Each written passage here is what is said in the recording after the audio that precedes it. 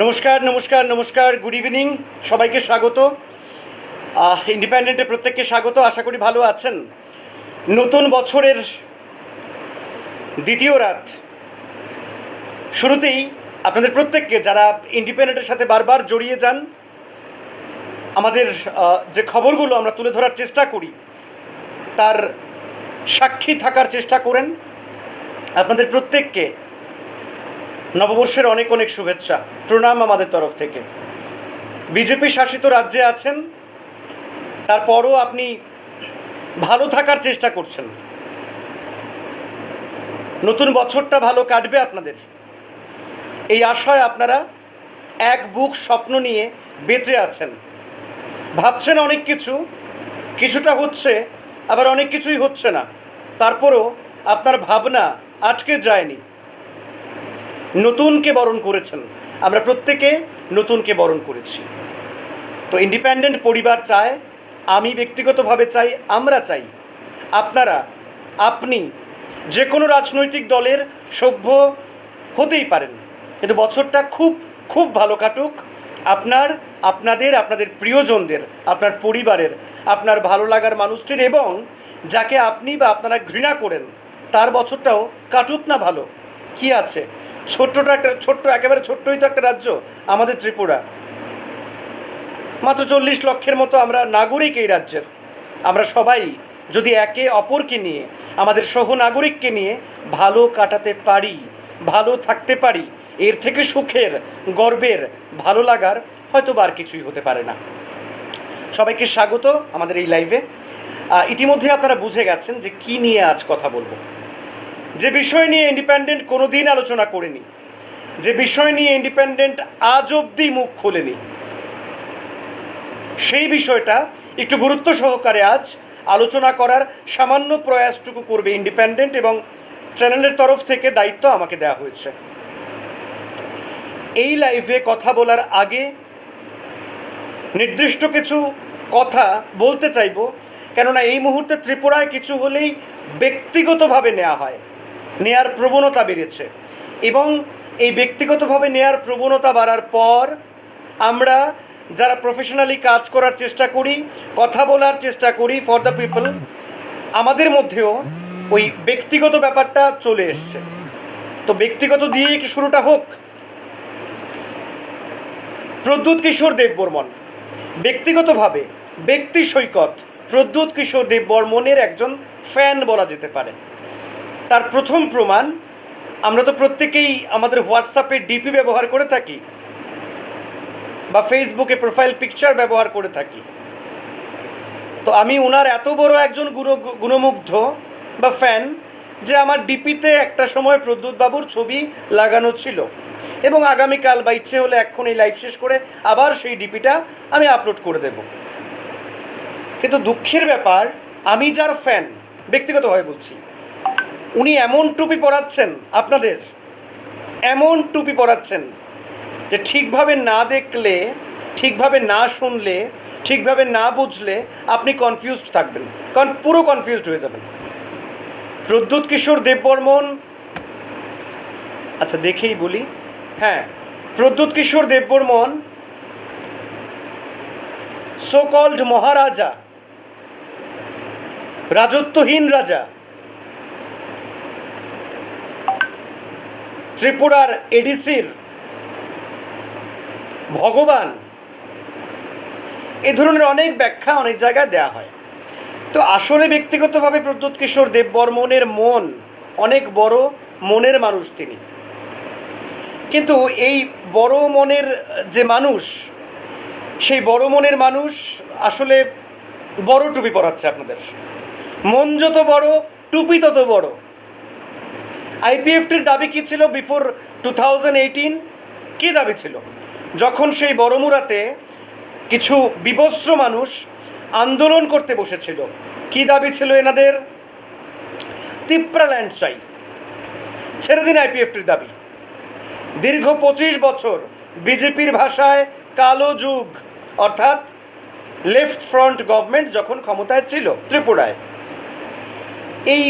তখন এই 25 বছরের শুরুর দিকে কি দাবি ছিল, কি সমস্যা ছিল? পাহাড়ে কারা বন্দুক হাতে নিয়েছিল, কারা আলাদা রাজ্যের স্লোগান দিয়েছিল, সবাই জানেন। তখন একেবারে রাষ্ট্রীয়ভাবে দেশের একেবারে রাষ্ট্রপতি থেকে শুরু করে তৎকালীন প্রধানমন্ত্রী পর্যন্ত প্রশংসা করতে বাধ্য হয়েছিলেন। তো ছোট্ট একটা রাজ্য, উগ্রপন্থা সমস্যা মারাত্মক, টিএসআর ব্যাটালিয়ন গঠন করা হয়েছিল, প্রচুর প্রচুর টিএসআর ব্যাটালিয়ন। এবং সেটা তৎকালীন মুখ্যমন্ত্রীরা যারা ছিলেন বামেদের, এনাদের মস্তিষ্ক প্রসূত ছিল। এবং মানিক সরকার মুখ্যমন্ত্রী হবার পর ব্যাপক জোর এতে দেওয়া হয়, ব্যাপক জোর দেওয়া হয়। বলতে কোনো আপত্তি নেই, ইন্ডিপেন্ডেন্ট তথ্য ছাড়া কথা বলে না, ইন্ডিপেন্ডেন্ট গল্প বলার জায়গা নয়, তথ্য নিয়ে বলি। এই মুহূর্তে যে রাজ্য পুলিশের একজন ডিআইজি সাহেব আছেন, অরিন্দম নাথ, এই ডিআইজি সাহেব কতগুলো ফেক এনকাউন্টার করেছেন, তার হিসাব কি কেউ নিয়েছে?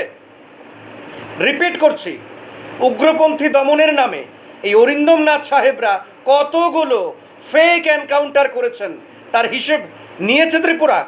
তার হিসাব কি চেয়েছে বুবাগ্রা? তার হিসাব কি চেয়েছে মহারাজা, সোকল্ড মহারাজা? না, চায়নি, একদম চায়নি। বিজেপি ক্ষমতায় আসার পর সেই ফাইল কি ওপেন হয়েছে? হয়নি। হ্যাঁ, সিপিআইএম থাকার সময় উগ্রপন্থা ভালোভাবে দমন হয়েছে, ইটস ফ্যাক্ট, ট্রু। কিন্তু উগ্রপন্থা দমনের আড়ালে জনজাতিদের ভেতরে যারা পাহাড়ের ভোটার, আমাদের রাজ্যের সহনাগরিক, তাদের ভেতরে যে বিষ বপন করা হয়েছে, সেই বিষ আজও কিন্তু রয়েছে। কেউ আমরা এই আলোচনায় যাই না, যেতে চাই না। সরকার বদলায়, নেতা বদলায়, চরিত্র বদলায়, বাস্তবটা কিন্তু বদলায় না। তথ্য যা দিচ্ছি বা যা বলছি একেবারে 100তে 100 সঠিক বলছি। বুবাগ্রা কি কখনো বলেছে সে নিয়ে কথা? জনজাতিরাই তো ফেক এনকাউন্টারে মারা গিয়েছিলেন অনেক, এবং অরিন্দম নাথ সেটা করেছিলেন। তখন তিনি ডিএসপি র্যাঙ্কের অফিসার ছিলেন, পুলিশ অফিসার ছিলেন। তথ্যে যদি ভুল হয়, আগামীকাল না এখন একটা এফআইআর করা হোক আমাদের বিরুদ্ধে, তাতে আমাদের সুবিধা হবে।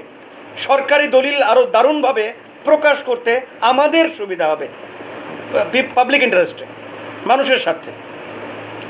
এই বুবাগ্রা একবার বলছে 20,000 চাকুরি এডিসিতে দিয়ে দেওয়া হলে ঠিক আছে, ত্রিপুরাল্যান্ডের দাবি তিনি তুলবেন না।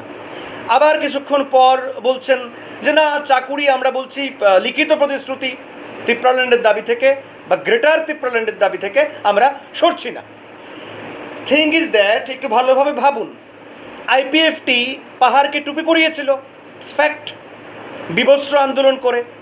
এবার পাহাড়ের শিক্ষিত জনজাতি যুবকের একটা অংশ, অবশ্যই সবাই নয়, টুপি পরেছিল, টুপি পরেছিল। এবার এই টুপির নাম সিঙ্গাপুরি টুপি। এই সিঙ্গাপুরি টুপি দেখতে বড় হয়, ভেতরটা ফাঁকা থাকে, ঠিক আজ যেমন আইপিএফটির অবস্থা। এই টুপি পরে কি হলো? অ্যাকচুয়ালি কি হচ্ছে, পাহাড়ের জনজাতি গোষ্ঠীর সহজ সরল শিক্ষিত, উচ্চশিক্ষিত এবং যারা অশিক্ষিত তাদেরকেও বটে টুপি পরানো হচ্ছে। কি বলে?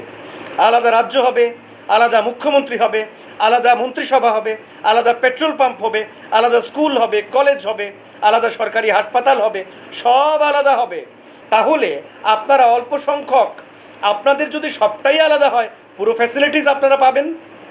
এমনও হতে পারে প্রতি পাড়ায় একজন করে ক্যাবিনেট মিনিস্টার হবে, অনেক কিছু ব্লা ব্লা ব্লা। ঢপের চপ বিক্রি করছে রাজনৈতিক দলের নেতারা। প্রদ্যুৎবাবু নিজেও জানেন, বিপ্লব কুমার দেব জানেন, সিপিআইএমের মানিক সরকার, জিতেন্দ্র চৌধুরী এনারা জানেন, তৃণমূলের সুবল ভৌমিক, তাপস রায়রা জানেন, মানে আমি ত্রিপুরা লিডার্সের কথা বলছি, কংগ্রেসের সুদীপ রায় বর্মনরা জানেন যে আলাদা রাজ্য এ তো হাস্যকর গল্প মাত্র, নট পসিবল, সম্ভব না।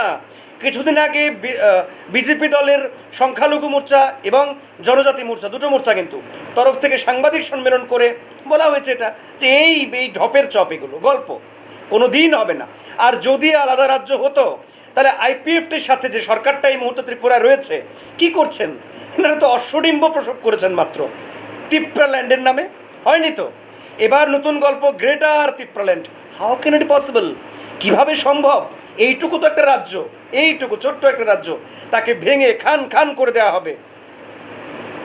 এবার পাহাড়ের মানুষ নতুন করে বুঝতে শুরু করে দিয়েছেন যে না, এই গল্পে কাজ হবে না। বিজেপি পাহাড় থেকে ওয়াশ হয়ে গেছে, সিপিআইএম পাহাড়ে দুর্দান্ত করুণ অবস্থা, মোটেই ভালো অবস্থায় নেই। এর পেছনে অনেক কারণ আছে, আমরা আরেকদিন না হয় আলোচনা করব। পাহাড়ে বিজেপি ঘুরে দাঁড়ানোর চেষ্টা করছে, পাহাড়ে সিপিআইএম ঘুরে দাঁড়ানোর চেষ্টা করছে। আপনি কি জানেন বা আপনারা কি জানেন যে তৃণমূল কংগ্রেসের সাথেও অনেক নেতারা যোগাযোগ করছেন?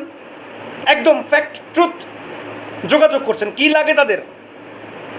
পদ লাগে, মন্ত্রিত্ব লাগে না, বলবো না, বুঝে নিন, এটা লাগে। অনেকেরই আছেন এই স্বভাবটা। এবং যারা জনজাতির লিডার, প্রত্যেককে বলছি না, কিন্তু একটা বড় অংশ, এনারা প্রচণ্ড লোভী, প্রচণ্ড লোভী। জাতিগত সুরসুরি দিয়ে নিজেরা ওটা আর কি সেরে নিচ্ছেন।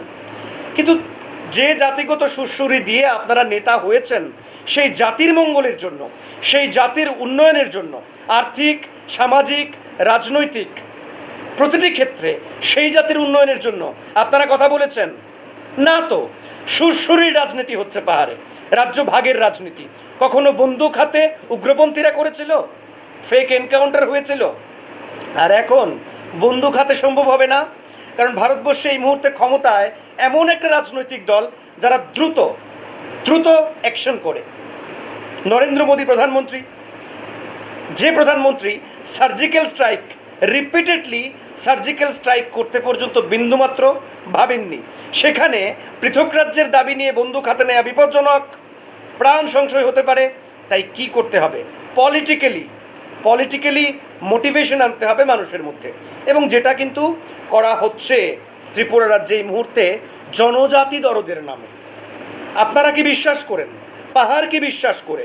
একেবারে পাহাড় বিশ্বাস করে কখনো পসিবল, কখনো সম্ভব রাজ্যটা ভাগ হয়ে যাওয়া? এবং এই সোকল্ড বুবাগরা মহারাজা, সোকল্ড অবশ্যই রাজত্বহীন মহারাজা, রাজত্বহীন রাজা বলেছিলেন তো, বাংলাদেশের একটা অংশ, মায়ানমারের একটা অংশ নিয়েও নাকি গ্রেটার ত্রিপুরাল্যান্ড হবে। গাঁজাখুরি গল্প ছাড়া কিছু হতে পারে কি আর? ইন্টারন্যাশনাল বর্ডারের বাইরে গিয়ে আলাদা রাজ্য হবে। জাস্ট ভাবুন, ইন্টারন্যাশনাল বর্ডারের বাইরে গিয়ে আলাদা রাজ্য হবে। এবং এই ঢপের চপ গল্প সহনাগরিক হিসাবে আপনাকে, আপনাদেরকে, আমাকে, আমাদেরকে প্রত্যেককে ঢোক গিলে গিলে হজম করতে হবে। আসল ব্যাপারটা এবার আসুন, 2023-এর বিধানসভা ভোট। এই যে তিপ্রামথা যাদের দেখছেন, তারা কারা? চন্দ্রগ্রহ থেকে এসছে, শুক্র মঙ্গল গ্রহ থেকে এসছে না, এলিয়েন না তো, আমাদের সহনাগরিক, ত্রিপুরার বাসিন্দা। তাহলে প্রশ্ন, এতদিন তিপ্রামথা ছিল না কেন? মহারাজা কংগ্রেসে ছিলেন, মহারাজা কংগ্রেসকে পত্রপাঠ নমস্কার জানিয়ে অন্য নতুন নিজের রাজনৈতিক দল শুরু করেছেন। যদিও মহারাজা সুখে নেই, ওনার দলের অনেক নেতৃত্বকে নিয়েই উনি আছেন, দুবিধায় আছেন, আমরা জানি। ইন্ডিপেন্ডেন্ট জানে সাদা কাগজে মোড়ানো ডাবের জল শিলংয়ে বসে কার সাথে খাওয়া হয়। লাইনটা রিপিট করছি, ইন্ডিপেন্ডেন্ট জানে সাদা কাগজে মোড়ানো ডাবের জল শিলংয়ে বসে কার সাথে খাওয়া হয়। ইন্ডিপেন্ডেন্ট এটাও জানে যার সাথে বসে খাওয়া হয় সে মহিলা না পুরুষ। ঠিক একইভাবে ইন্ডিপেন্ডেন্ট এটাও জানে কফি, সিম্পল কফি আর ফিশ ফিঙ্গার কোথায় বসে খাওয়া হয়। সবগুলো জেনে শুধু আমরা এইটুকু মানুষকে জানাতে চাই, সত্য বই মিথ্যে বলিব না, ওই আদালতে প্রতিজ্ঞা করতে হয় আর কি। আমরাও আজ সত্য বই মিথ্যে বলিব না, শুধু এইটুকু জানাতে চাই যে 2023-এ বিজেপি আইপিএফটির কাছে ভোট করে অন্তত পাহাড়ের ভোট পাবে না। তাহলে কারা এই মথা? বিজেপি ক্ষমতায় আসার পর, আইপিএফটি ক্ষমতায় আসার পর সিপিআইএমের একটা বড় গোষ্ঠী, একটা বড় সমর্থক, একটা বড় অংশ পাহাড়ে নির্যাতিত হচ্ছিল। এবারে বামেদের নিজেদের ব্যর্থতার জন্য, ত্রিপুরা সিপিআইএমের ব্যর্থতার জন্য ওই পাহাড়ে সেই ব্যাকআপটা বামেরা দিতে পারেনি। It's fact, true. এবার ওদের বাঁচতে হবে, তো ওদের বাঁচতে হবে, ওদের রোজগার করতে হবে, আর্থসামাজিক অবস্থান সুনিশ্চিত করতে হবে, ওনাদের সন্তান বা ওনাদের পরিবারের ভবিষ্যৎ সুনিশ্চিত করতে হবে। কোথায় যাবেন? অপশন দেখা গেল তিপ্রামথা। এবারে সবাই গেলেন তিপ্রামথায়, এবং বামেদের একটা বড় অংশ কিন্তু তিপ্রামথায় আছেন, যার থেকে পদত্যাগ পর্ব গত 24 ঘন্টায় শুরু হয়েছে। এডিশনালি আর কারা গেলেন? কংগ্রেসে ভূভাগ্রার অর্থাৎ প্রদ্যুৎবাবুর একটা প্রভাব ছিল, 100% ছিল, 100% ছিল। ওই কংগ্রেসের কিছু কর্মী গেলেন, এবং আইপিএফটি দেখছে যে আমাদের আর ভবিষ্যৎ নেই, আইপিএফটির জীবন ধূলিসাৎ, মন্ত্রিসভায় আছে না থাকার মতো। আপনি ভাবুন, এনসি দেববর্মার মতো লোককে মার খেতে হয়, এবং এনসি দেববর্মার মতো লোক আজ থেকে 1 বছর আগে প্রেস স্টেটমেন্ট দিচ্ছেন যে এমন রাজ্য আর দেখিনি, মুখ্যমন্ত্রীর দৃষ্টি আকর্ষণ করছি। কে দিচ্ছেন? মন্ত্রী একজন। ভাবুন কোন দলের? আইপিএফটির। অর্থাৎ আইপিএফটি দ্বারা হচ্ছে না, নতুন একটা সমীকরণ সৃষ্টি করতে হবে। কাজেই তিপ্রাল্যান্ডের আগে একটা শব্দ, ছোট্ট শব্দ যোগ করে দেওয়া হয়েছে। কি সেই শব্দটা? গ্রেটার তিপ্রাল্যান্ড।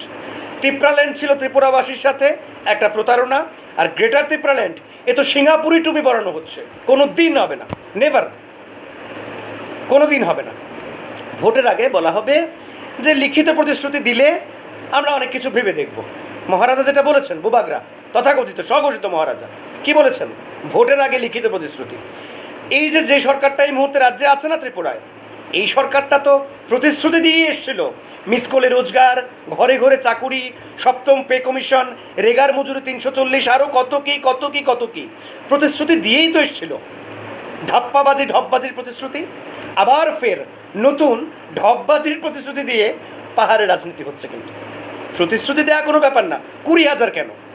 20,000 চাকরি কেন? 40, 50, 1 লক্ষ চাকরি হবে পাহাড়ে। মাইক্রোফোন হাতে নিয়ে প্রতিশ্রুতি দিলেই হলো। এবার সরকারি 40 লক্ষ, 48 লক্ষ, 78 লক্ষ বিজ্ঞাপন পাওয়া মিডিয়াগুলো ঢাক ঢোল পিটিয়ে সেটা প্রচারও করবে, মানুষ আরও একবার টুপি পড়বে, তাই নয় কি? চতুর্থ, এবং যেটা বলে আমাদের লাইভ শেষ করব, একটা ছবি এই মুহূর্তে খুব ভাইরাল হচ্ছে হয়তো বা আপনার মোবাইল স্ক্রিনে, আপনি দেখেছেন হয়তো বা। কী আছে ছবিটাতে?